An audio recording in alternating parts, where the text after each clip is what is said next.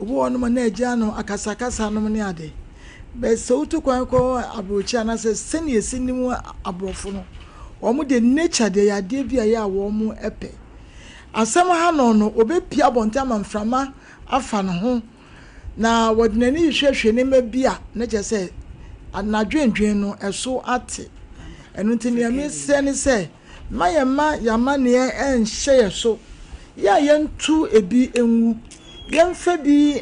enye serie na yenya se yetrase ema ye bede no ebeye kakraka na di amaye eba ne sana emoaye ntina brofo de wo mo recreational grounds bebre ye de say ye di to gala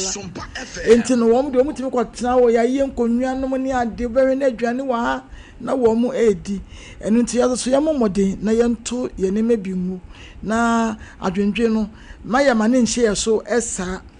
na so mami ne to so enka emema ehu ye mayi ya enka sebi enka mesemeka enka ma eye emema bosum kakra in the sense say emma owe ade ba ko aye yetumi ye eni say yetimi amene wo haw yetimi efa amane to ye ho so ese samane we say mebo ho mpa ya ama amane afri won sane ba na yare se wokru na yare se fie na asem aba wo babese timi gina na dwo na obetimi jabo mpa ya sa na be ma da no wo hwa enkrom oba na ye ne ho obo mpa ne be ma ne de no odwene ayase wo meda na de na je no aya wo ye emma sebi ye bedin aye wo fie meda mede so from na wa sha who waste time when mpa ye waste time ememe ni adaju mpa bo mo so for me enso am ne yebo am wo so me na make a kira wo mo so na yebo am wo bada no wonder say so for mama enkoda ye wo mo enkanka emema no a wo mo wo mu no boys no ya no mo do maame no mo say obi perfect on press me boa emema no a ya ye wo mo no ya no mo ta do maame no mo bo maame no de wi o mo send do maame ko ma nta fisi wo hu se ne maame adia ma no ene ne wo ba be yie ne maame abompa ye ne maame a kire kom so maame edrum me bi anka ne na edwom wo no sei no afratie ne be ko suku a so maame obeyi no ntoma na akwakoton wo de be ko school enom ne ade na ne maame no mo abre empaibo won na enkanka entenchem ya akoda dia so maame yesi bi se yesi agu ne yam eyam ya nkohunu ho no mo ento be be bo mpa odi nso fa ne be hu odi nkoto fa ne be hu na ne nyina ba ma ye twa nkromo enu nti ne me kan se ye mai emema mu nso emu ye o ana wo baby akoda bi o ye be ma bia ne maame awu no de no watete no de ya moko ware ya buntwumani na mo fa hwe mo maame no se wo maame no mo abramo so maame hwe kwapo nya ya se ye nyini ye akoda ye twa ne dua anka ne ye kire akoda na ba kire bo ne ye kire akoda bo ne de eni bia ba de bi fa ho ne no ano akoda be su sa ha maame ne maame bo mpa ye wo tie nya we dua kokotwa so maame na emoje to akoda na akoda wu ento so maame emetrase abompa ye eno nti ya ye nhye ye maame no mo animonyam ye mprezi o mo ye me de say sister betra ha say wo se wo be dire maame awoda ne fe we de bi no mo so de ne maame no ya aka o ne maame no ya aka yanka say maame no ho ene di maye maame no bi ni na da wonni be wo no wona be hu se mi wo yanka na ye too late enu ntine say wo tiase na mama mi nhira ansa na wo say ye num no ye nhira ye num no e ka asem o Yakopon we den o first of my medasi obaya my lady medasi pian enum na de me say uyi ba akoto o say temo emu nsem bebre take your burden to the riverside ewi ase abrabo ayebi obia wo hawo waye nipa wo se obebo bra obeye adwuma chese obedo do niam bi betutu ye ni ade ye den a wo burden na burden no ebro wo so a wo ye den aha no na ya na bibifo ne abrofo no difference wom se ne ame se champion oken broni timi tu susu na susu a wo to nyina wo bisa so de ye den ya wo so de ko vacation na so so wo ba na be ka che bibini se susu a me tu susu akwaje 40,000 meme fanko vacation ene na ese me be twawada papa enye yen economy ne se ne ya setena mutitie ne broni de enyepe na nkasa ahomegie ne kehia manipa se enye ubotom mpo na sensam hyew so asane rasta eken wo pensuo bi a enwo do a onse se wokotena natural place a eya na niema bebre na ekoso he anoma etu edua krasi wo asane esi kra fa dandan ne ho no wo hwedin a etimi yi wadwene boko de firi wo hawo so my lady me kwasra opanyi bi na meduru ne fie ho no ayam egu ho na ntwe bro 500 kro wo mu chese wo hwe enyan ne ade ayena owo double bi a ente se double normal one ebi wo ho my lady who bi a che ente se normal wa ayene ho swan but a double within bare 5 minutes ya me hwesa na ma no madwene free ma afei o mi pie na se bibia free so ma ye ha me kan no bi a me ye stress na am the flight call in and out akra my lady me se me belande satan na so ame ho na me ba be ye advert bi wo nia me betena ase na fe me hu se eniama bi e free me so stress se ne ni pay with my lady e ka hu bi ti e ba sere se e ba ne sa na onye obi kura na obo nkomo pie ko hwe ka se kura na ensam bro yeso nti my lady ka ye ka nyina ye ka na nkrofo so se ba sa na wo de pa bibi ye keke na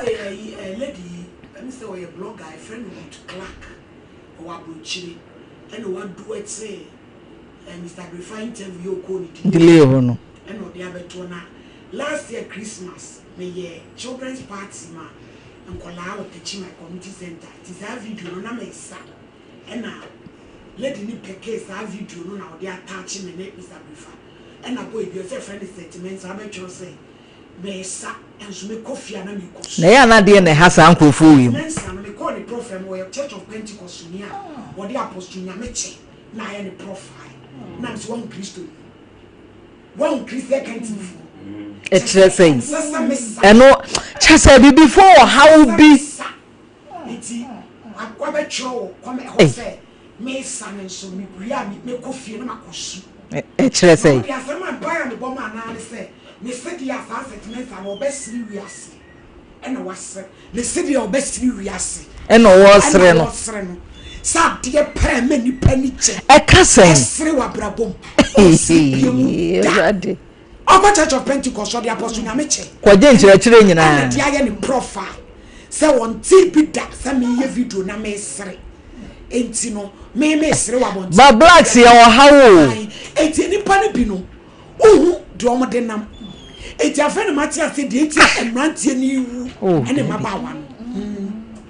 my lady na asamu a wo kan me Sunday ball ba ho oden so onwa anwode ekura o hwe my lady sani ankrofo ya na ankrofo sere wo niam bi hu sei no omunnim ahode sani nipa na si ahye ne hoden asi afa eni gidi a nipa no wo nyame mu na wo kwa hwe obi abrabo a wo bo kwa akosere se okofi a wo kwa akosu sa bre ya ye ka se wo abrabo no tu ni problem set mensa oh there be na to the bia Pentecost the apostle nyamecha ye ni profile enye my lady enye eni ebre no eni ebre no se we no se eni ebre no de na me ka be su de so bi ho ha we no be mana no no she dem oh my lady me kura nka be ha me na asem we ka de asem a se eno a kire sei da bi ensre ti ma me ensre a una mana o se guti ya ma fu abodam o obi nso wo ma so so obi nso wo ma amanya ne ma ko fa bre no wo my lady me se obi baba ko pe enso hwa wo namu chesa onyafo ko okura na ne yenwu ahye no wo se sensempo me be ya ya ma fu yare o ya na no betina he tiwa ai enya ne ba ho na okochi akwanhia sa a se ke kotuna wo se ekotuni pimo se ko eden sa na nka enya ne ba so akote ne ba bi oh fe my lady nsam ankrofo ke sa bre wo de wo pa yemisa ma ba tan se wo mo da eya omunyai sa ensam ne ke kan na form sa my lady no me ka ba be si oba ho oden my lady wunim se oba be kwa wo so niti anye ye na ne ba kwa yare a ne kunu fa ne shirt ya wadwane agya no akawo oba no eba ne sa maami odi baba awiase no wontimi ento ba na sawram wontimi nje agya ne ba no de obeya sa maami mo maboso won fa mawure ho hwema de ye kasa ya maame bi atimi awo mabeye numu nsia be man ka ho wono nko a na my lady edru Mother's Day ni ani abre hoahoa ye maame no mu a na bi mu kasa ye nim dia maame fo timi ye awia papafo bi ada men kasa obi adwuma nye o ebi mo ti ba bi toto dame ebi krampo ate lotto agent nchen nyo no ne twa lotto no wote ne nchen ne ne ye den edi nkomo nso ye nkodwom nkɔhwe de maame nom bese my lady me fadwom na me hwe maame nom obi wo hɔ a wo hwe maame ne niam a wote so atuo ne ne kala na nanka niam mu ya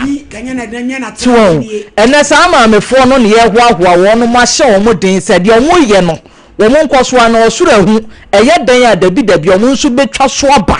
enti e besra maame mo ba mu se papa wo ho se papa ni ho wo de ma ba e nsira de ma wo yiwo yam hwa de nyame ya adom a ebe ye yie my lady ye papa so a ye fa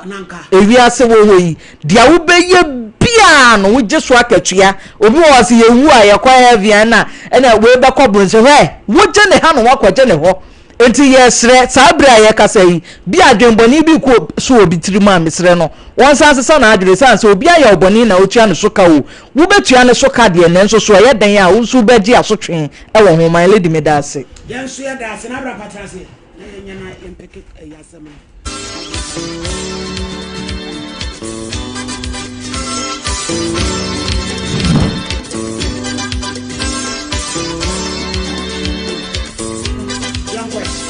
Malady, bedasi pi nyame hira opa na yenche yetiefo. Malady, me dem start here free akwese mpofo agedie no so. He? Enipa de obedua bia obetwa. Ansa na abewu a wawu afra asase so. Malady nyum we sei koma Ghana fo ni wia so bi ho tie ya wo di bone bia no. Anyum we koma no. So free se wo ya de wuduo ekum nipa sutrase. Na ye papa wo ye fa oye bone so abeya afa mane di ne nipatiri mu odene nipatiri mu ode se wutie nwum na tie ne ye ya abrantie oye yarefo ye wo sresre aduane adi mane di omani bia wada wase o amani bia wada wase ne obi tie kire setete de akwane ye da hikura ene obeku na firi yaze nti neyi o pese wo manye yie na wo ton aduane ye de poison e ma nkrofo di ewu na ma be ye yie no na bia de no wanya nipa nyina ebewu na no ma no matena se na de ataze mo de beye no na mo de aye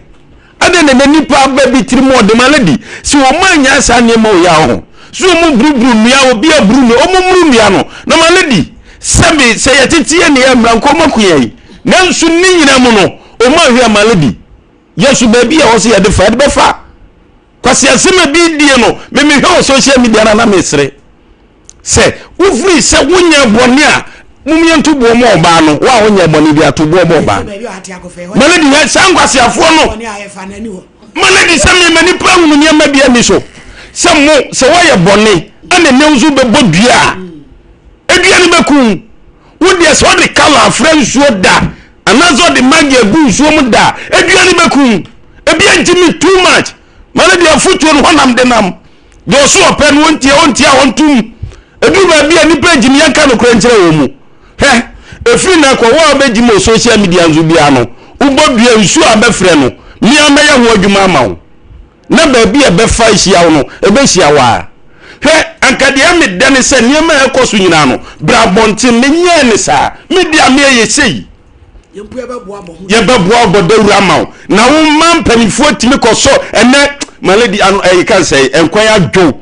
ama no hunu bia timi ka bi hwe nkwasiafo ene fun aye funti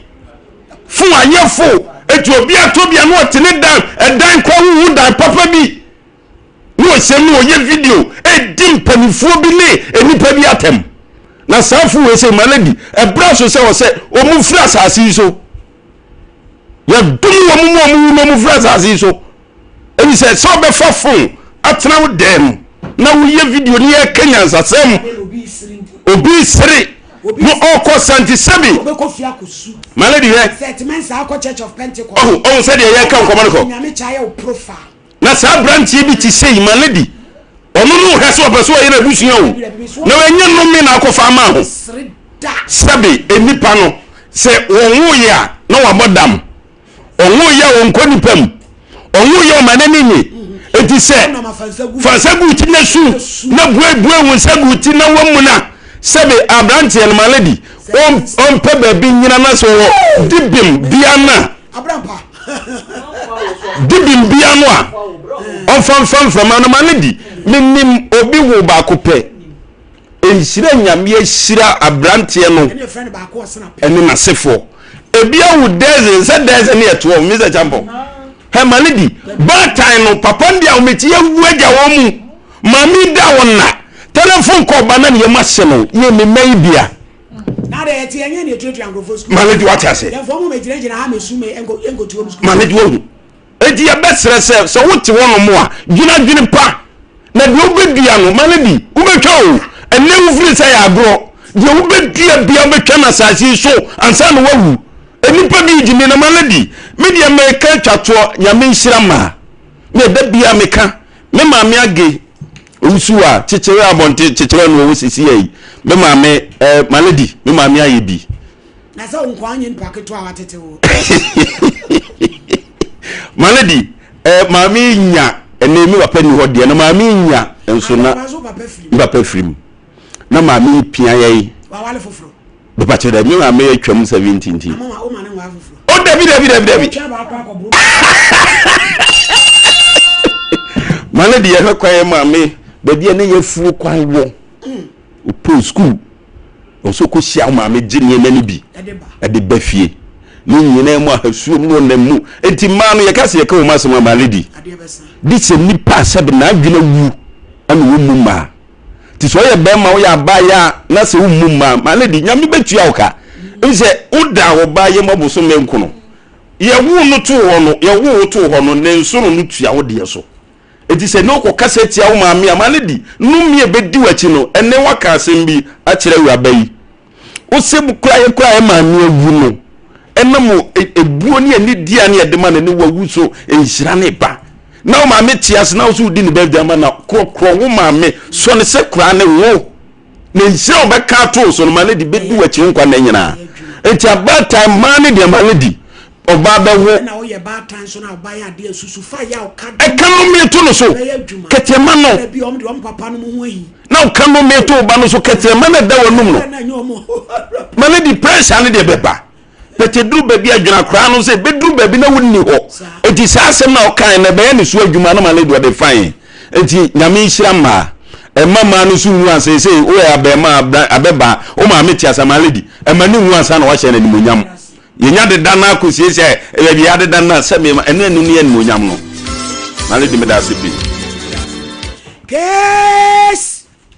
number 1 abeta boaten ehin no free ba eduma kase eduma den eduma kase kese wan wo ba ne kura du cheba afo wono so wo he santase oda yiko abeta te say me andu wo ba isho your bible kura bi focus ya kasa prekosina abodi an cross opede bible ko ya so ni Pentecost yo kron you to no much ya say youth arise and shine root omu cheze youth arise and shine ayo arise and shine be shine fansani eto bible no so wo sani fan Bodi me abetaboaten. Me abetaboaten. Inside the Bible so. Inside the Bible so. Sasema me beka no. Sasema me beka no kura nko. Minditro. Nyame boa me. Order. Abeta sambe na aba. Me ba so me ni abrante bi afa ni cheba afo awo. Akola no 3 years. To boy. Na mo de wo mfie What 21. Wo 21. To nyima na fan so 20. Maybe. Now I'm 18 years. 18. What go school where we university? My SS. You. To SS na now only abrante wo. You. On where dey adwuma? I plumber. Plumber. You. And am so we so say so waje store. Me ba cho dey. Hey. Abe, you wish ya no way. Me ba cho Fred man kase on my bia. Na wo so ho na free. Me ba cho. Nti moko program na muko share na dey obayi e wo mo ho no yes na so kwa yi Eye kuro na mu ana nyina yete. To be ye na ye den. Ana on di be hu no. Ana me ne ti won mu ana nyinsen ba. Nyinsen ni mu no oye senko wonje. Ba ya chire na obeje. E no so wonye. Minim di enti o ka so wonje de batten. Woni ni hia to bo ase wo de asem ni tu America ma me dodo. Wo hia no na di sen ansa na wonyam. Be 2 months. Na o se wa pe bache ti wo hia ba. Minim we na me ka chere no. Me pa che wo abeta. Wo ye young girl, wo hia be ma 2 months a wa konyam no. Wo hia no no se opeba ana wa no so wa wale atrans be 8 years ya wo pa wo. Me ba so dey. Eti ya na mudimri ka konyam sa na ya na de ya na me ma no so ma ready. Young guys sa o mo ne nam no. Ya no so ma ready so mo penkra. Ana ya na mo visa onyem sa na wa wale wa ma. Se wo hia be ma beta 18 years. School kura wunwe 2 months. Posilo mo 2 no a fede no. Ebi no bagi. Ena Lydia. Daddy en shon sam. Hey. Daddy ebi shon sam. Posilo mo 2 punim ontobi. Lydia nso e. Today. Free range na we bi mu ko. What do you think na mo se mo abim e me ma de kama mo abim kama no abim mo ne de mo ba 16 year ba kwa toto muso boys no mo tie me mama ayi no omo nya ready o one wo beda but e ba no onye ready